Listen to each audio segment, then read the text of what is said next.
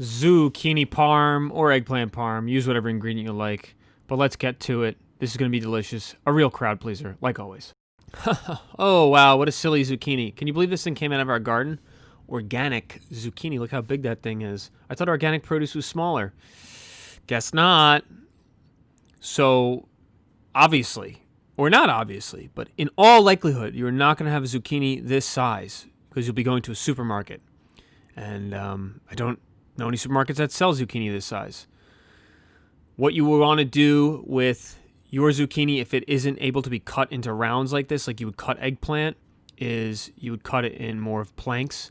You would cut it lengthwise rather than in these wheels. So adjust accordingly. It shouldn't be that hard to figure out.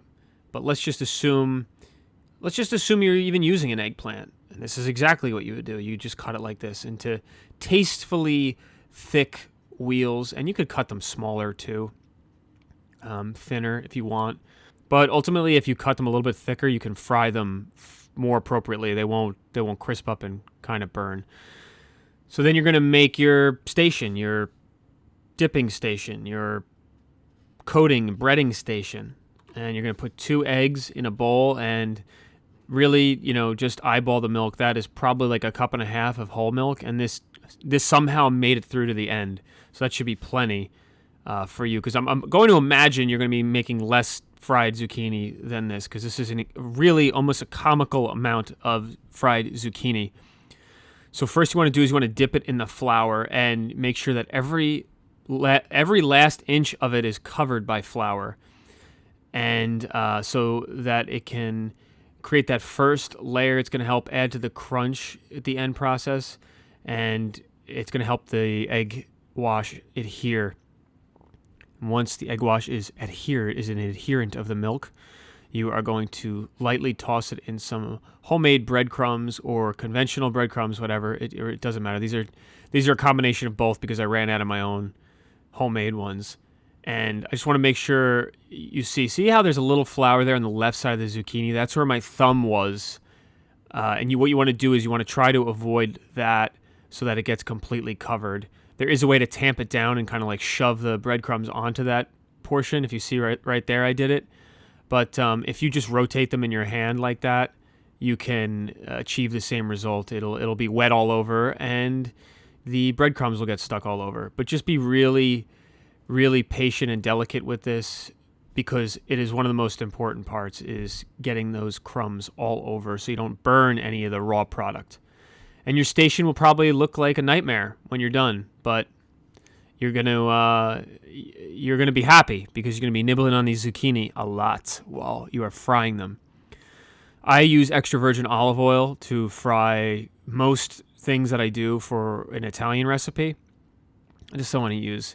It just adds so much more class to the dish. And that's why I fry my meatballs in extra virgin olive oil as well, because when you're biting through that crust of the meatball, it's so radically different if you were to use canola oil or something like that.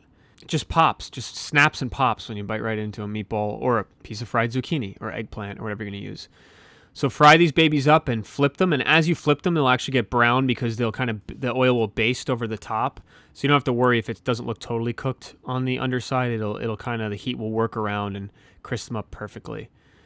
So it might take a while depending on how much you have, but once you do have it and you don't presumably eat a bunch while you're in the middle of frying, you're going to get a 13 by 9 baking dish or whatever suits you. If you 2 people, then you'd obviously need a smaller baking dish and smaller portions. And then fill that with my marinara sauce. Don't buy Rayo's homemade or some bullshit like that. You use a cast iron man sauce and that's it. It'll be better.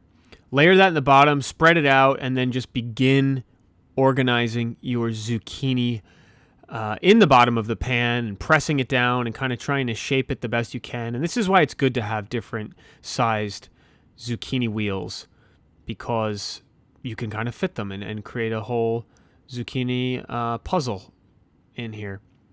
And then this is the same process you've got to go through for each layer. Sauce, cheese, ricotta cheese, Parmesan cheese, mozzarella cheese. Did I say what? I'm saying it now. Just spread it out. Just dollop it in. Because if you put too much in here, it'll be super wet. This is fresh ricotta. We can certainly show you how to make fresh ricotta.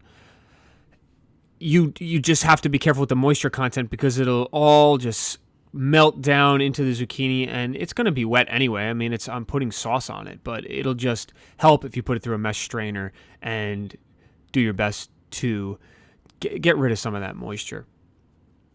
So this is it. It's just repeating the process. Stack, sauce, cheese, repeat. And this sauce, this is what you want. This makes it so garlicky and just incredible basil we have growing here on our property. It takes it to another level. It's better than using ragu for sure, or ragu express. I had ragu express when I was a kid quite a few times at my friend's house. His mom couldn't cook. Just throw like a French bread pizza in the oven, and he had ragu express. We would eat that. It was really really repulsive. But at the time, what do we know? Almost there. Our zucchini towers are taking shape, and you might wonder why you're gonna put this in the oven. It's gonna steam up, and it's gonna evaporate through the zucchini, and you spent a lot of time frying it.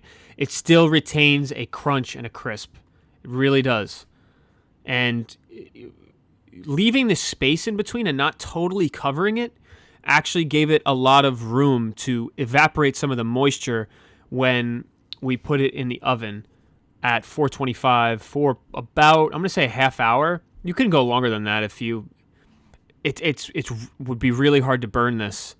I think in like under an hour would be very, very difficult. But you do want to get it, piping hot and steamy.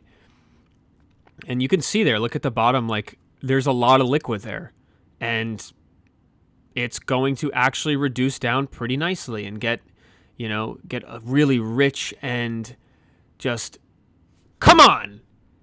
Tomatoes are incredible. What if I got told I couldn't eat tomatoes anymore? It's possible. That would be really sad.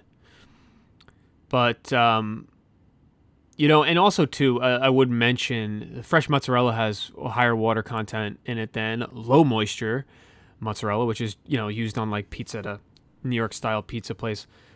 And you could use that too if you had a big bag of that. It will probably brown up faster because the moisture takes longer. Takes less time to evaporate. But we use fresh mozzarella because we're trying to make a decadent Parmesan dish here. And I think that we have achieved that. Look at that. Come on.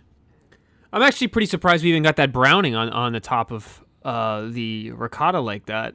So it must mean that we did get a lot of the moisture out. Here we have it. Beautiful zucchini parm. Beautiful layers, color contrast with the green. And look at that. It kind of matches the olive oil on the plate a little bit. Playing off that. Yes. Delish. Thank you. Goodbye. Farewell. Auf Wiedersehen.